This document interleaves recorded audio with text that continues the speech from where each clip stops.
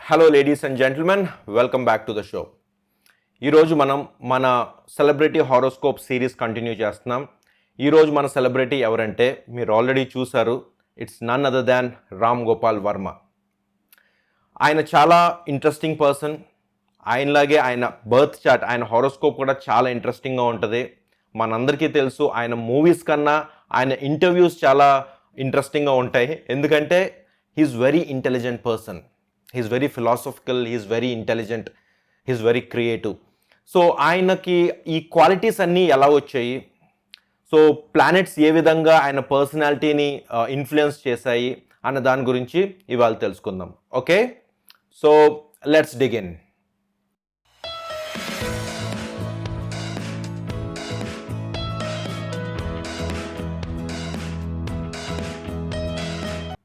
So Ram Gopal Varma గారి birth chart చూసినట్లయితే ఆయనది మీన లగ్నం. లగ్నంలో సూర్యుడు బుధుడు ఉన్నారు. సో మీన లగ్నం స్పెషాలిటీ ఏంటంటే మీన లగ్నం చాలా ఇమాజినేటివ్ సైన్. మీన రాశి అంటేనే చాలా ఇమాజినేటివ్ అనమాట. సో ఇటువంటి ఇమాజినేటివ్ సైన్ మీన రాశి ఆయన యొక్క లగ్నంలో ఉంది. సో లగ్నంలో సూర్యుడు బుధుడు ఉన్నారు. లగ్నం ఏం రిప్రజెంట్ చేస్తుందంటే మన యొక్క పర్సనాలిటీని రిప్రజెంట్ చేస్తుంది, మన ఎంటైర్ పర్సనాలిటీని రిప్రజెంట్ చేస్తుంది, మన యొక్క ఇండివిజువాలిటీని రిప్రజెంట్ చేస్తుంది. ఇటువంటి లగ్నంలో సూర్యుడు ఉన్నాడు. సూర్యుడు ఏం రిప్రజెంట్ చేస్తాడు? మన యొక్క ఐడెంటిటీని, మన ఈగోని, మనలో ఉన్న అహంకారాన్ని రిప్రజెంట్ చేస్తాడు.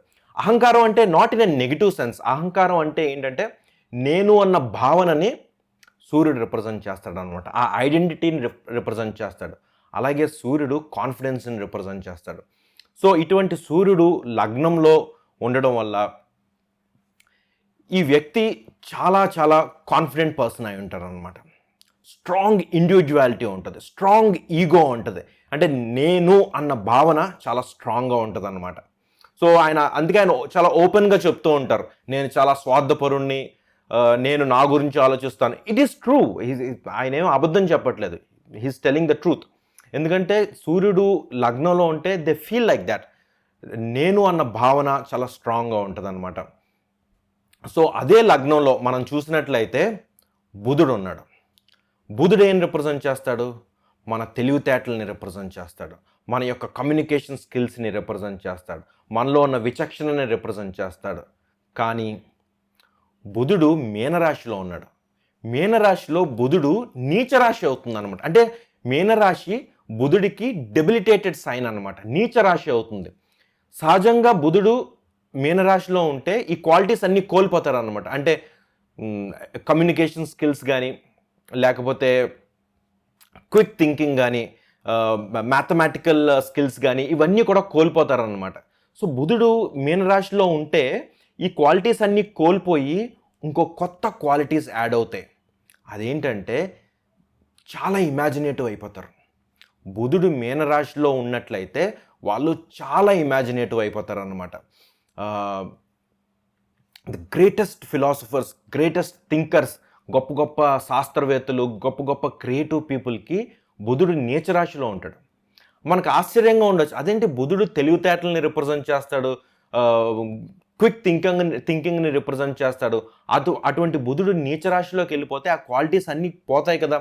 ఎస్, ఆ క్వాలిటీస్ పోతాయి, కానీ ఇంకో స్పెషల్ క్వాలిటీ యాడ్ అవుతుంది అనమాట.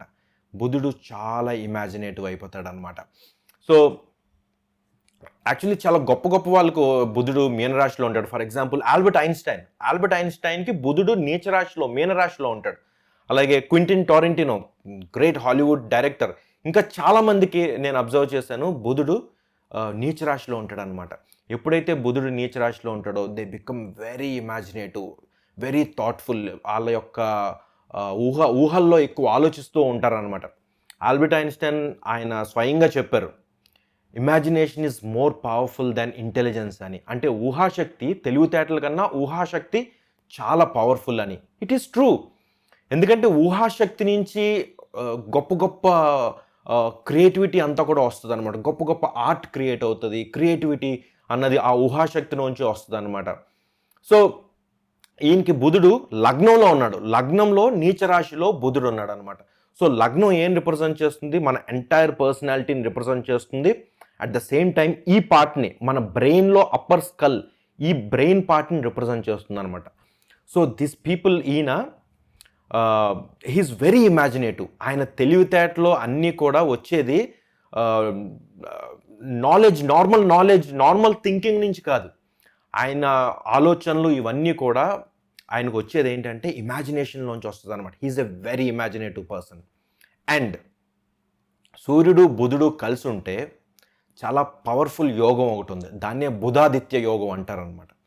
బుధాదిత్య యోగం ఏం రిప్రజెంట్ చేస్తుందంటే ఎక్స్ట్రీమ్ ఇంటెలిజెన్స్ని రిప్రజెంట్ చేస్తుంది. Extreme intelligence. అందులోని బుధాదిత్య యోగం లగ్నంలో ఉంది. వేరే 6వ ఇంట్లోనో 8వ ఇంట్లోనో వేరే చోట కాదు, లగ్నంలో కేంద్ర స్థానంలో ఉందన్నమాట. Very powerful position.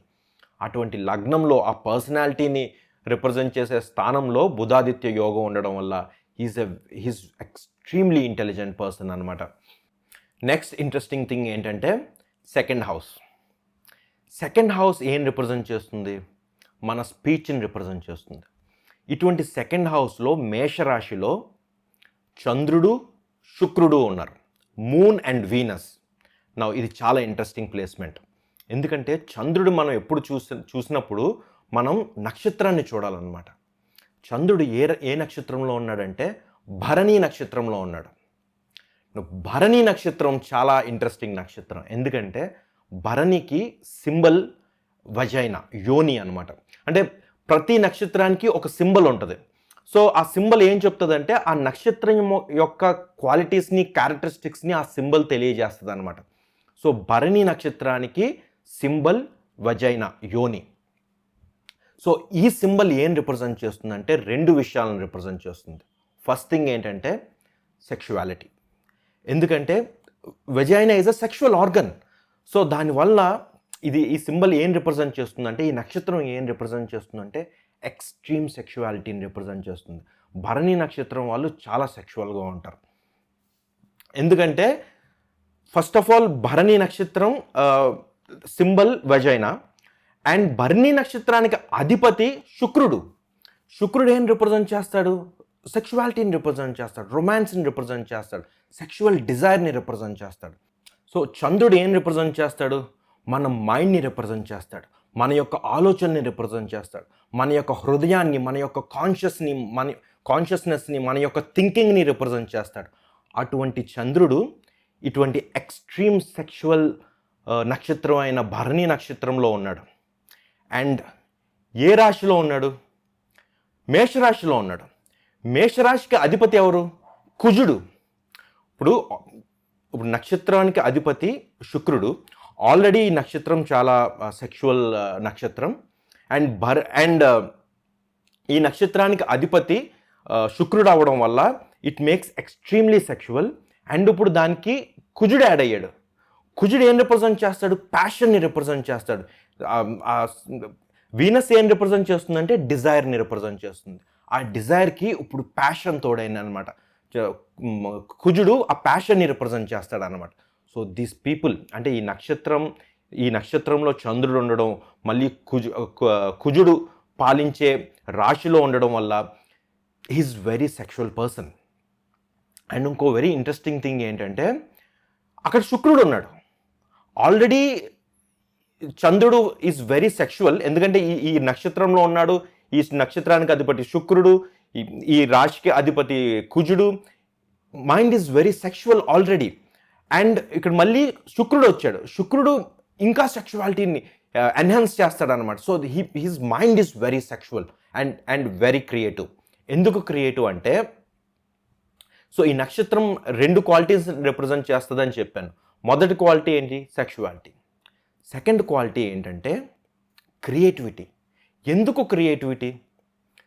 చూడండి, యోని నుంచే లైఫ్ అన్నది క్రియేట్ అవుతుంది. అది ఏ జీవి అయినా కానీ, ఏ స్పీషీస్ అయినా కానీ, మనుషులే కాదు, జంతువులే కాదు, ఏ స్పీషీస్ అయినా కానీ యోని నుంచే లైఫ్ అన్నది క్రియేట్ అవుతుంది అన్నమాట. సో ఈ నక్షత్రం ఆ క్రియేటివిటీని రిప్రజెంట్ చేస్తుంది. క్రియేట్ చేసే శక్తి ఉంటుంది అనమాట ఈ నక్షత్రానికి, because of the symbolism. So ఈ నక్షత్రం క్రియేటివిటీని కూడా రిప్రజెంట్ చేస్తుంది. సో చంద్రుడు ఇప్పుడు very sexual and very creative. At the same time శుక్రుడు కూడా ఉన్నాడు ఇక్కడ. సో ఈ క్వాలిటీస్ అన్నీ కూడా ఎన్హాన్స్ అయిపోతాయి అన్నమాట. ఇంకో విషయం ఏంటంటే సెకండ్ హౌస్ స్పీచ్ని రిప్రజెంట్ చేస్తుంది. సో స్పీచ్ని రిప్రజెంట్ చేసే స్థానంలో ఈ శుక్రుడు చంద్రుడు ఉన్నాడు. చంద్రుడు ఏంటి, మైండ్ని రిప్రజెంట్ చేస్తాడు. సెకండ్ హౌస్ స్పీచ్ని రిప్రజెంట్ చేస్తుంది. అంటే మైండ్ స్పీచ్ కనెక్ట్ అయి ఉంటుంది అనమాట. అంటే ఈయన మైండ్లో ఏది అనిపిస్తే అది మాట్లాడతారనమాట. ఇంకా what ever he speaks from his heart, he speaks from his mind. అంటే డైరెక్ట్ కనెక్షన్ ఉంటుంది అనమాట ఈయన మాటలకి. ఎందుకంటే సెకండ్ హౌస్ స్పీచ్ ఈయన మాటలకి అండ్ ఈయన మైండ్, చంద్రుడు సెకండ్ హౌస్లో ఉన్నాడు, ఈ మైండ్కి కూడా కనెక్షన్ ఉంటుంది అనమాట. So what ever he speaks from his mind.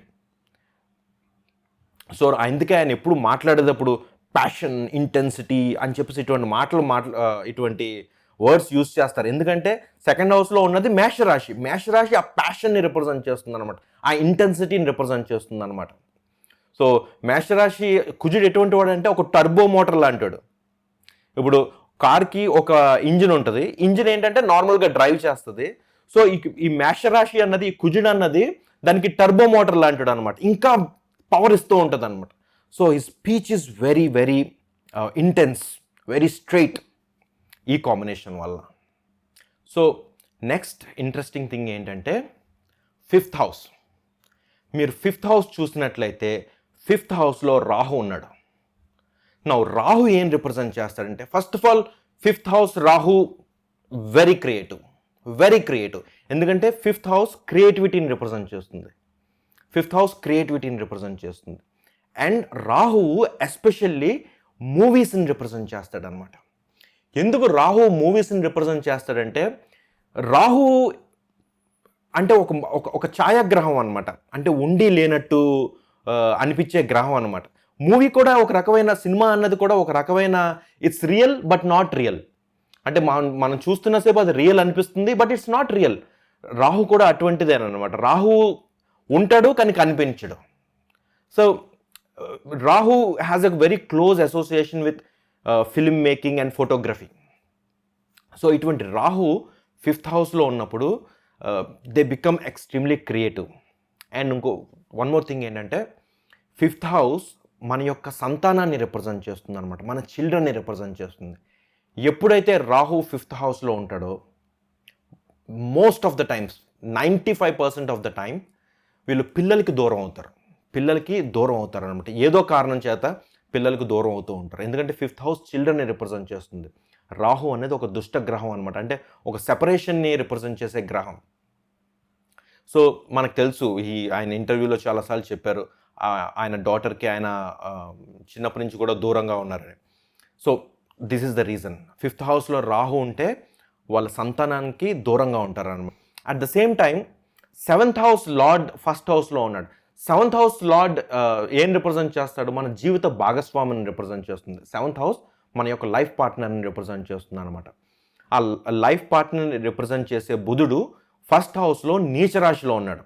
So ఇక్కడ ఏమవుతుందంటే seventh house is damaged.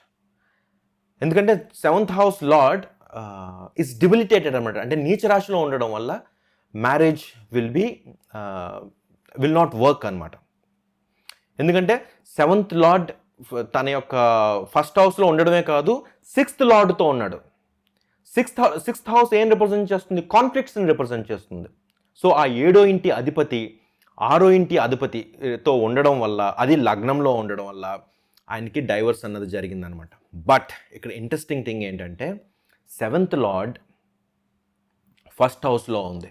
Seventh house ఏంటి, మన జీవిత భాగస్వామి. ఫస్ట్ హౌస్ ఏంటి, మన ఇండివిజువాలిటీ, మన పర్సనాలిటీ.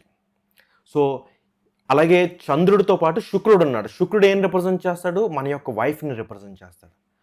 సో ఇది ఏమవుతుందంటే ఈయన జీవితంలో డైవర్స్ అయినప్పటికీ కూడా wife plays a very important role in his personality, in his life. ఆయన యొక్క వ్యక్తిత్వ నిర్మాణంలో ఆయన యొక్క జీవిత భాగస్వామి చాలా ముఖ్యమైన పాత్ర పోషిస్తారనమాట. డైవర్స్ అయినప్పటికీ కూడా he has some kind of a strong attachment with his wife. Okay, so ఆ తర్వాత నెక్స్ట్ ఇంట్రెస్టింగ్ థింగ్ ఏంటంటే 11th house. So 11th house ఏం రిప్రజెంట్ చేస్తుంది? Friends and network circles. మన యొక్క స్నేహితుల్ని, మన యొక్క స్నేహ బృందాన్ని, మన యొక్క సోషల్ సర్కిల్ని రిప్రజెంట్ చేస్తుంది. సో ఇటువంటి స్థానంలో శని ఉన్నాడు.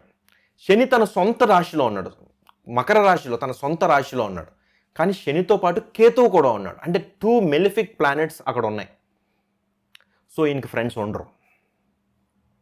ఫ్రెండ్స్ ఉన్నట్టు కనిపించినా కానీ ఈ ఫ్రెండ్స్ తోటి ఈయన ఎమోషనల్గా కనెక్ట్ అవ్వలేరు. ఎందుకంటే 11th హౌస్, ఆ Saturn is a very dry planet అనమాట. Very cold and very dry planet, very separative planet. అలాగే కేతువు ఆ సెపరేషన్ని రిప్రజెంట్ చేస్తుంది, ఆ డిటాచ్మెంట్ని రిప్రజెంట్ చేస్తుంది. సో ఆ 11th హౌస్లో ఈ శని కేతువులు ఉండడం వల్ల he will not have friends. And friends వల్ల ఈయనకి నష్టం కూడా జరుగుతుంది. ఎందుకంటే 11th హౌస్ నుంచి శని ఫస్ట్ హౌస్ నుంచి వస్తాడు. ఫస్ట్ హౌస్ ఈయన యొక్క ఇండివిజువాలిటీ. సో స్నేహితుల వల్ల ఈయనకి నష్టమే జరుగుతూ ఉంటుంది అనమాట. నష్టం అంటే సమ్ కైండ్ ఆఫ్ డిటాచ్మెంట్ ఉంటుంది అనమాట. స్నేహితులతో, ఫ్రెండ్స్తో ఈయన కనెక్ట్ కాలేరు. సో నెక్స్ట్ ఇంట్రెస్టింగ్ థింగ్ ఏంటంటే ఈయన యొక్క ఆత్మకారకుడు. జైమినీ పద్ధతిలో హైయెస్ట్ డిగ్రీ ఏదైతే ఉంటుందో, ఏ గ్రహం అయితే హైయెస్ట్ డిగ్రీలో ఉంటుందో ఆ గ్రహం ఆత్మకారకుడు అవుతాడు అనమాట. ఈయనకి ఆత్మకారకుడు కుజుడు. కుజుడు ఏం రిప్రజెంట్ చేస్తాడు? ఫైటింగ్ని రిప్రజెంట్ చేస్తాడు. అంటే ఒక రకమైన వారియర్ అన్నమాట, ఒక సోల్జర్ లాంటాడు. సో కుజుడు ఎప్పుడు కూడా ఆ ఫైటింగ్ తత్వాన్ని రిప్రజెంట్ చేస్తాడనమాట. ఆ యుద్ధంకి రెడీగా ఉన్నట్టు ఆ ఫైటింగ్ క్వాలిటీని రిప్రజెంట్ చేస్తాడనమాట. సో ఈయనకి ఆత్మకారకుడు కుజుడు. ఈయనలో ఆ ఫైటింగ్ నేచర్ ఉంటుందన్నమాట. కానీ ఇక్కడ ఇంట్రెస్టింగ్ థింగ్ ఏంటంటే కుజుడుతో పాటు గురుడు కూడా ఉన్నాడు. కుజుడు 12th హౌస్లో ఉన్నాడు. 12th హౌస్లో గురుడు కూడా ఉన్నాడు, జూపిటర్ కూడా ఉన్నాడు. జూపిటర్ ఏం రిప్రజెంట్ చేస్తాడు? జ్ఞానాన్ని రిప్రజెంట్ చేస్తాడు, విజ్డమ్ని రిప్రజెంట్ చేస్తాడు, హయ్యర్ నాలెడ్జ్ని రిప్రజెంట్ చేస్తాడు అనమాట. హయ్యర్ థింకింగ్ని రిప్రజెంట్ చేస్తాడు. సో ఈయనలో ఆ ఫైటింగ్ ఆత్మకారకుడు కుజుడు అయినప్పటికీ కుజుడితో పాటు గురుడు ఉన్నాడు. సో ఈయన ఫైట్ చేస్తారు. బట్ ఫైటింగ్ ఎలా ఉంటుందంటే it will be intellectual fight, భౌతికమైన ఫైట్ కాదు. ఇది ఎవరితో అయినా ఫైట్ చేస్తే ఇంటెలెక్చువల్గా ఫైట్ చేయడానికి ఇష్టపడతారనమాట. అంటే డిబేట్స్ చేయడానికి అటువంటి వీటికి ఇష్టపడుతూ ఉంటారనమాట. ఎందుకంటే కుజుడితో పాటు గురుడు the most benefit, the most knowledgeable planet అనమాట గురుడు. సో ఇంకో వెరీ ఇంట్రెస్టింగ్ థింగ్ ఏంటంటే ఫస్ట్ హౌస్ ఈ అప్పర్ పార్ట్ని రిప్రజెంట్ చేస్తుంది, ఈ బ్రెయిన్లో ఈ అప్పర్ పార్ట్ని. సెకండ్ హౌస్ ఈ రైట్ హ్యాండ్ పార్ట్ని రిప్రజెంట్ చేస్తుంది. 12th హౌస్ ఈ లెఫ్ట్ హ్యాండ్ బ్రెయిన్ని రిప్రజెంట్ చేస్తుంది అనమాట. సో ఈయనకి చూస్తున్నట్లయితే మొత్తం 9 గ్రహాల్లో 6 గ్రహాలు ఈ 3 హౌసెస్లో ఉన్నాయి. ఫస్ట్ హౌస్లో 2 గ్రహాలు, సెకండ్ హౌస్లో 2 గ్రహాలు, 12th హౌస్లో 2 గ్రహాలు. So his brain is completely occupied with planets. So ఈ మైండ్ ఎప్పుడు కూడా ఆలోచనలో ఉంటాయి అన్నమాట, విపరీతమైన ఆలోచనలు ఉంటాయి. Okay, so this is about RGV's horoscope.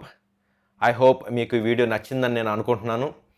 ఒకవేళ మీకు నచ్చినట్లయితే subscribe to this channel and thank you so much for watching. Keep watching think astro. Thank you.